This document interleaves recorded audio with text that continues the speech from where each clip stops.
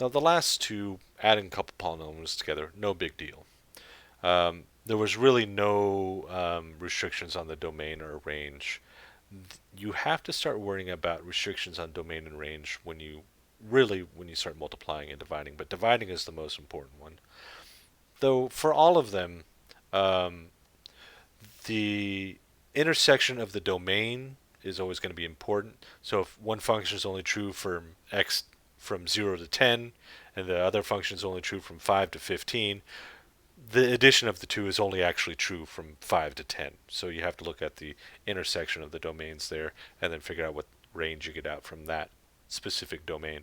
But when you're dividing, you have to worry about any zeros of the divisor.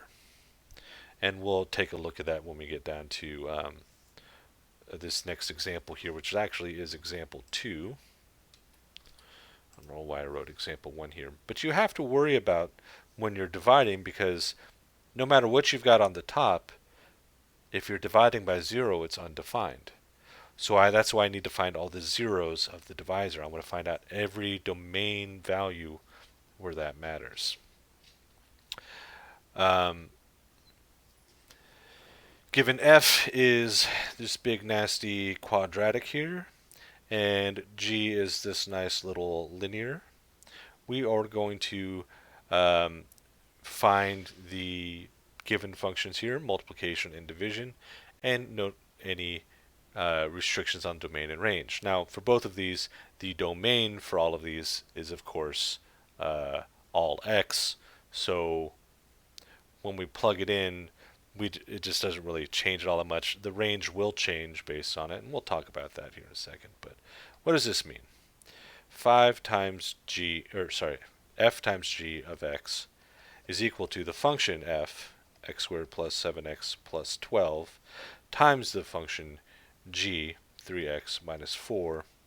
And we find the product there.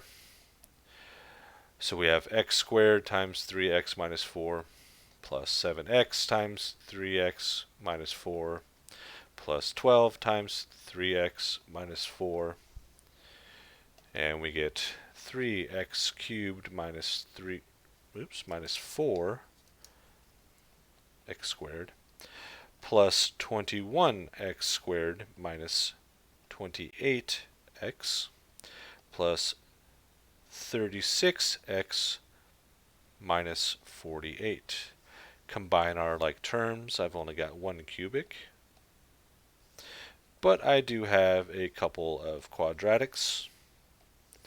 Negative 4 plus 21 is 17x, and I have a couple linear parts.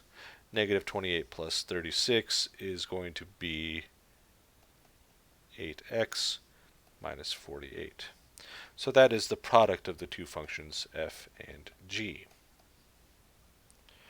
And right now we're mostly just working with mechanics in all these problems. There are applications for this, but right now it's just mechanics, getting very familiar in all the different ways we can manipulate these functions. Now for part B, you see I got a little bit more space for myself here. I want function f divided by function g of x.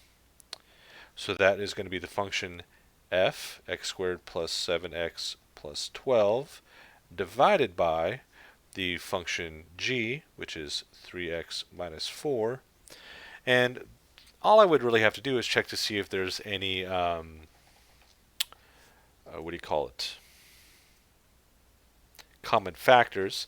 And in this case, they're not. I know with a coefficient of 3 in front of the x there, there's no way, if I were to factor the top, I'd have x plus 3 times x plus 4. Neither of those match the 3x minus 4, so there's nothing to cancel out there at all. Sometimes you do have to look for that. Um, but here, I do have a restriction on the domain. I cannot plug in any value for x that makes that denominator 0. So on the scratch work on the side, I set 3x minus 4 equal to 0. Add 4 to both sides, divide by 3, and I get 4/3. So I have this function, but I have to write to the side of it x cannot equal 4/3. Because if x ever does equal 4/3, guess what? You have an undefined function.